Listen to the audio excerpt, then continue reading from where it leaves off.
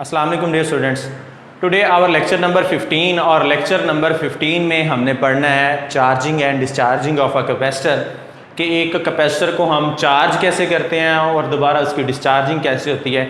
इस फिनोमेना को हमने अंडरस्टैंड करना है और उससे पहले इसको समझने से पहले एक छोटा सा प्रूफ है, अगर वो हमें समझ आ जाएगा तो ये समझना काफ़ी आसान हो जाएगा। वो प्रूफ कौन सा है? उसमें है RC is equal to T।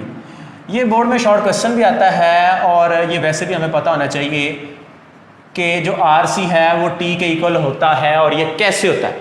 यहाँ पर बच्चे जो R है वो आपके पास है रेजिस्टर, ठीक है, रेजिस्टेंस रेजिस्टर, और जो C है वो है आपके पास कैपेसिटर, ठीक है। तो आपको ये चीज़ ऐसे भी पूछी जा सकती है कि resistor into capacitor is equal to time, एक तो ऐसे आ सकता है। दूसरा आपको आ सकता है, अगर हम रेजिस्टेंस का यूनिट देखें तो आप जानते हैं रेजिस्टेंस को हम ओहम में मेजर करते हैं और कैपेसिटेंस को हम फैरड में मेजर करते हैं। तो आपको ऐसे भी शॉर्ट क्वेश्चन आ सकता है कि ohm into farad is equal to second, ऐसे भी क्वेश्चन पूछा जा सकता है। और RC is equal to T, जैसे मैंने ऊपर लिखा है वैसे भी पूछा जा सकता है। दो तरह से आपसे क्वेश्चन पूछा जा सकता है। और वैसे भी ये वाला जो कंसेप्ट है RC is equal to T, ये यहाँ पर चार्जिंग और डिस्चार्जिंग में भी अभी यूज़ होने वाला है। इसीलिए मैं पहले आपको ये कंसेप्ट समझाना चाहता हूँ कि RC is equal to T कैसे होता है, ठीक है। सबसे पहले हमारे पास यहाँ पर रेजिस्टेंस, तो बच्चे हम शुरू करते हैं इसका सोल्यूशन। मैं यहाँ पर शुरू करता हूँ तो सोल्यूशन में सबसे पहले मैं लिखता हूँ according to Ohm's law.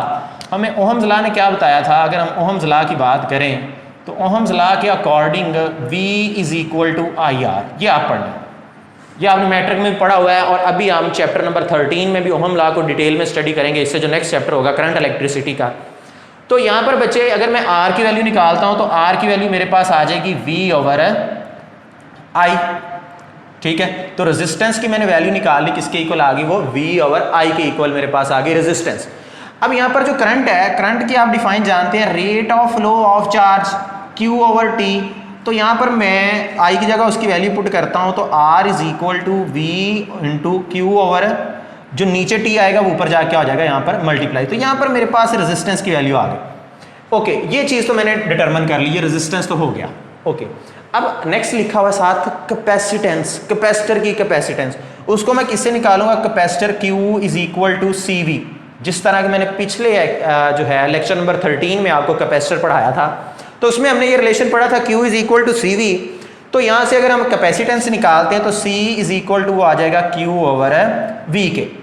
Okay, अब यहाँ से ये मेरे पास कैपेसिटेंस की भी वैल्यू आ गई, ये मेरे पास रेजिस्टेंस की वैल्यू भी आ गई। इन दोनों वैल्यूज़ ये जो मेरे पास आई हैं, इन दोनों वैल्यूज़ का यहाँ पर क्या लिखा हुआ है? प्रोडक्ट। RC क्या लिखा हुआ है यहाँ पर? इन दोनों वैल्यूज़ का क्या है? ये प्रोडक्ट है। तो मैं इन दोनों को मल्टीप्लाई करूंगा और लिखूंगा RC is equal to T। तो रेजिस्टेंस की बच्चे वैल्यू पुट करें वो आ जाएगा V into T over Q, और कैपेसिटेंस की वैल्यू ये लिखें आप Q ओवर V। तो देखें बच्चे, ये आपके पास V से V कैंसिल और ये Q से Q कैंसिल, तो टाइम जो है वो आपस में इक्वल आ गया। इसलिए वी कैन से कि जो रेजिस्टेंस और कैपेसिटेंस का प्रोडक्ट है वो किसके इक्वल होता है? टाइम के। और इसको आप बोलते हैं टाइम कांस्टेंट। क्या बोलते हैं इसको? Time constant. अंडरस्टैंड? तो सबसे पहले हमने ये सीख लिया। और अब अगर हम इसके यूनिट्स की फॉर्म में देखें तो रेजिस्टेंस का यूनिट होता है ओहम, कैपेसिटेंस का यूनिट होता है फैरड और टाइम का यूनिट होता है सेकंड। तो हम ये भी प्रूव कर सकते हैं, वी कैन से कि ohm into farad is equal to 1 second, ठीक है। तो सबसे पहले बच्चे हमने देख लिया कि R और C का जो प्रोडक्ट है वो टाइम के इक्वल कैसे होगा। अब इस लेक्चर में चार्जिंग और डिस्चार्जिंग अब जब हम पढ़ेंगे तो इसमें एक टर्म आती है टाइम कांस्टेंट की। तो टाइम कांस्टेंट में जहां हम T लिखते हैं, T की जगह हम RC यूज करते हैं ग्राफ में, ठीक है। तो अब आपने परेशान नहीं होना कि टाइम की जगह RC कहां से आया। वो मैंने आपको पहले एक्सप्लेन कर दिया कि टाइम किसके इक्वल होता है? RC के इक्वल होता है। रेजिस्टेंस और कैपेसिटेंस का जो प्रोडक्ट है वो किसके इक्वल होता है? वो टाइम के इक्वल होता है। Okay, understand. अब यहाँ पर मैं स्टार्ट करता हूँ आज का लेक्चर जो है charging and discharging of a capacitor, कि एक कैपेसिटर को आप कैसे चार्ज और डिस्चार्ज कर सकते हैं, ठीक है। तो बच्चे कैपेसिटर को चार्ज या डिस्चार्ज करने के लिए जो आप सर्किट यूज करते हैं उसको बोलते हैं आप RC सर्किट। कौन सर्किट यूज होता है? RC सर्किट यूज करते हैं। आर मैंने आपको पहले बताया वो रजिस्टर है, सी आपको पता है वो कैपेसिटर है। तो इसका मतलब है जो कंप्लीमेंट्री आपके पास दो कंपोनेंट्स है इसमें, रजिस्टर और कैपेसिटर। और आपके पास कोई भी इलेक्ट्रिकल सर्किट है तब तक कंप्लीट नहीं होता जब तक आप उसके साथ कोई बैटरी सोर्स और स्विचेस नहीं लगाते, ठीक है। तो इसकी कंस्ट्रक्शन में मेरे पास जो आ रही चार्जिंग ऑफ कैपेसिटर के लिए जो कंस्ट्रक्शन में मेरे पास चीज़ें आ रही है, इधर मैं लिखता हूँ इसकी कंस्ट्रक्शन।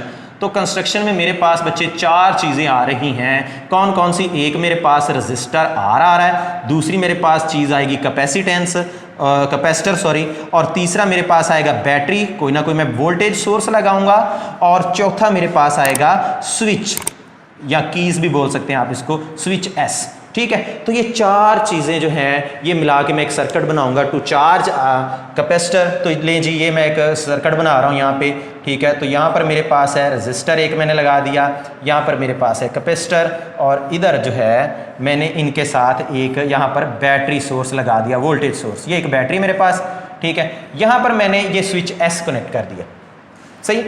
नेक्स्ट मेरे पास दो कीज़ हैं इस स्विच के साथ, एक मेरे पास की यहाँ पर ए है और एक यहाँ पर की है जिसको मैं बोलूँगा बी की का नाम दूंगा, ठीक है।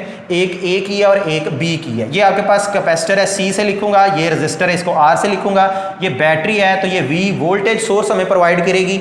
एक इसका पॉजिटिव टर्मिनल है, दूसरा इसका कौन सा टर्मिनल होगा? नेगेटिव। तो जब हम बच्चे इस स्विच एस को कनेक्ट करेंगे विद की ए की के साथ जब हम इसको कनेक्ट करेंगे तो आपके पास करंट की ये डायरेक्शन आ जाएगी, करंट ऐसे फ्लो करना शुरू हो जाएगा इस सर्किट में, ये करंट आई की डायरेक्शन होगी, ठीक है। करंट पॉजिटिव टर्मिनल से स्टार्ट होगा बैटरी के और नेगेटिव टर्मिनल तक जाएगा। अब जब वो पॉजिटिव टर्मिनल से जाएगा तो वो इस कैपेसिटर को चार्ज करना शुरू कर देगा और उसकी जो पॉजिटिव टर्मिनल के साथ प्लेट है उस पर पॉजिटिव चार्ज आना शुरू हो जाएगा, और जो नेगेटिव टर्मिनल के साथ कनेक्ट है उस पर नेगेटिव चार्ज स्टोर होना शुरू हो जाएगा। तो अब ये कौन सा काम शुरू हो गया? ये चार्जिंग ऑफ कैपेसिटर का प्रोसेस शुरू हो गया कि अब कैपेसिटर पर चूंकि चार्ज ये देखें स्टोर होना शुरू हो गया है, तो इसको मैं बोलूंगा चार्जिंग ऑफ अ कैपेसिटर, ठीक है। बच्चे इसकी एक बड़ी बेहतरीन एग्जांपल है कि आप सेल फोन चार्ज करते हैं, ठीक है।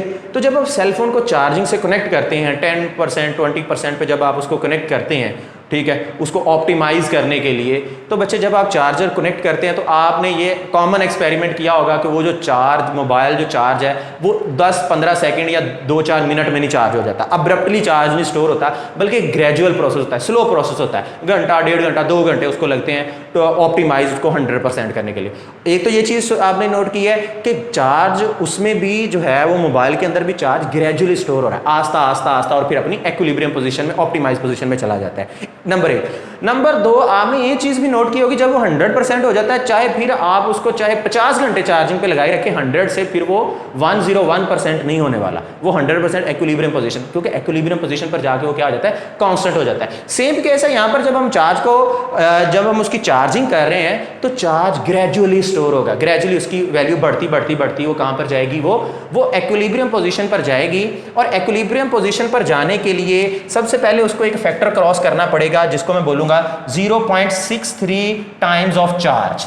जब इतना चार्ज वो स्टोर कर लेगा, when a capacitor store 0.63 times of total charge, ठीक है, उसके बाद इसको हम बोलते हैं टाइम कांस्टेंट। ये जो वैल्यू ना, time require to deposit 0.63 times total charge, this time is known as time constant. इस जितना टाइम रिक्वायर होता है इतना चार्ज डिपॉजिट करने के लिए उसको हम बोलते हैं टाइम कांस्टेंट, ठीक है। और इस इतना चार्ज स्टोर होने के बाद वो अपनी किस में पोजीशन में, कैपेसिटर अपनी एक्विलिब्रियम पोजीशन में चला जाता है। So we can draw a graph between time, हम टाइम और चार्ज के दरमियान एक ग्राफ प्लॉट कर सकते हैं। ये टाइम में लूंगा एक्स एक्सिस पे ऊपर, और बच्चे ये चार्ज मैं क्यू चार्ज लूंगा ऑन वाई एक्सिस। तो मेरे पास ये चार्ज आ गया वाई एक्सिस के ऊपर और मैंने टाइम ले लिया एक्स एक्सिस के ऊपर, ठीक है, अंडरस्टैंड।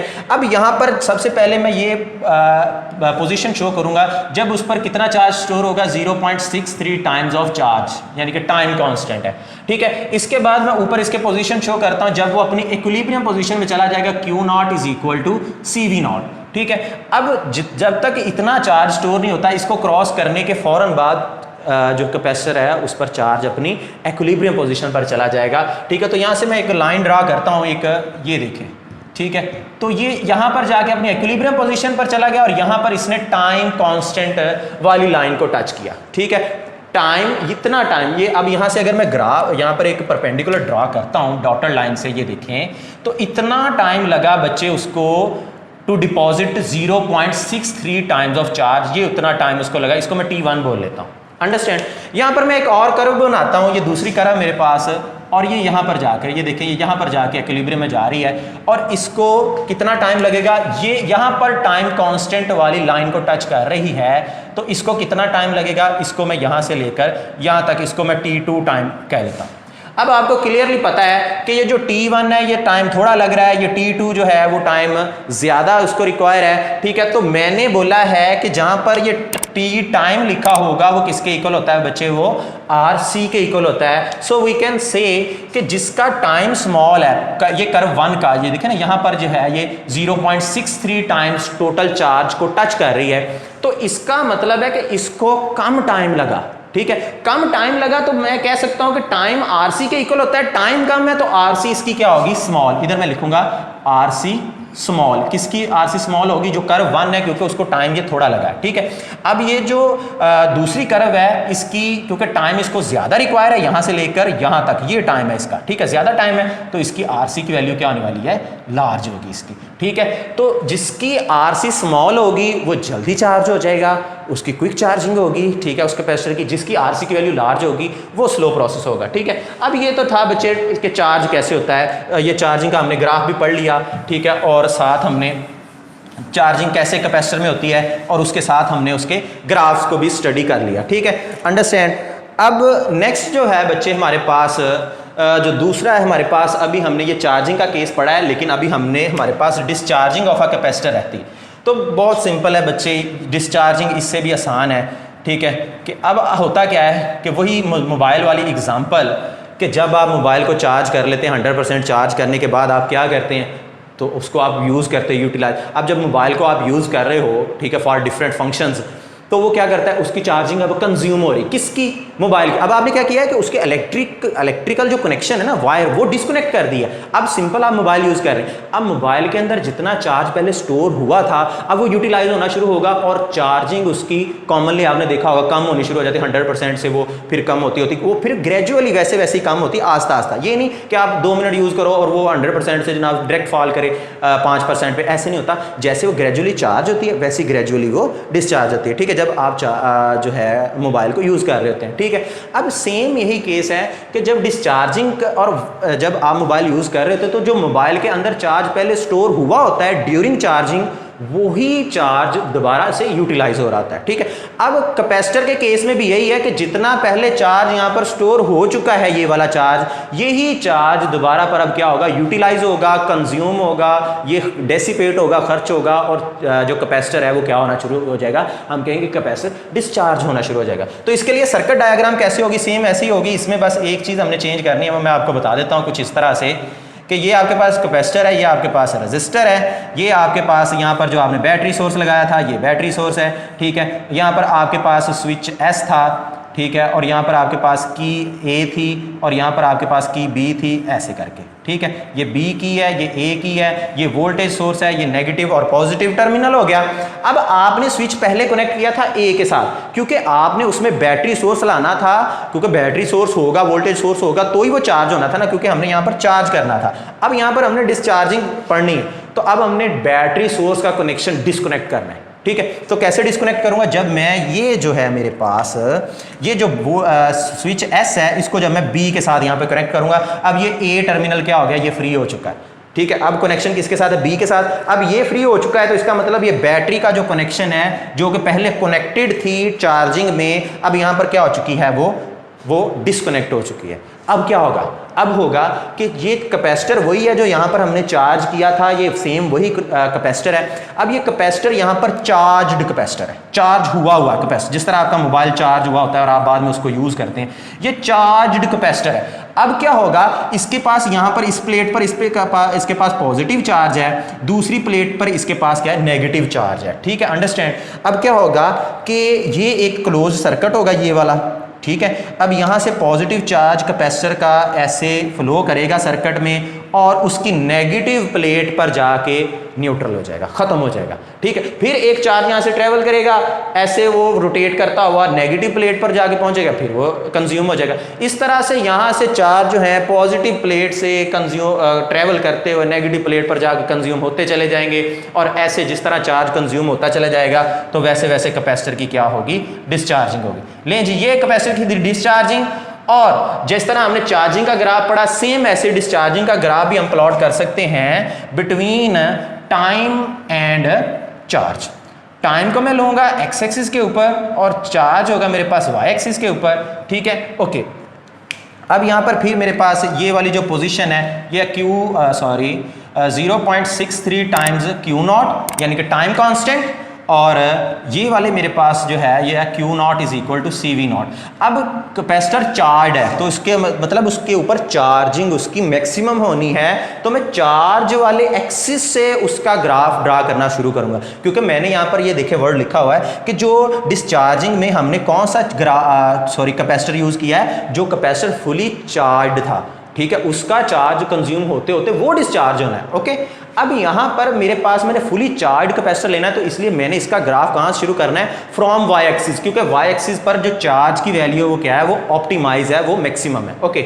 अब यहाँ से मैं एक लाइन ड्रा करता हूँ, कर्व ड्रा करता हूँ, ये ग्राफ जो है वो डिस्चार्ज हो रहा है। एक और लाइन ड्रा करता हूँ बच्चे, वो कुछ इस तरह से ड्रा करता हूँ, ये भी जो है दोनों डिस्चार्ज हो रहे हैं, ठीक है। अब आपको क्लियरली नजर आ रहा है कि इसको जो है वो टाइम कम लग रहा है तो इसकी आरसी स्मॉल होगी, ठीक है, और इसको ज़्यादा टाइम लग रहा है तो इसकी आरसी की वैल्यू लार्ज होगी, ठीक है। यानी कि ये वाला जल्दी डिस्चार्ज हो जाएगा और ये वाला जो है वो ज़रा देर से डिस्चार्ज होगा, ठीक है। तो ये था बच्चे आपका चार्जिंग और डिस्चार्जिंग, और हमने एक प्रूफ पढ़ा था RC is equal to T. Hope so आपको समझ आई होगी। इससे रिलेटेड आपका कोई भी क्वेश्चन हो तो काइंडली मेंशन करिएगा। टेक केयर, अल्लाह हाफ़िज़।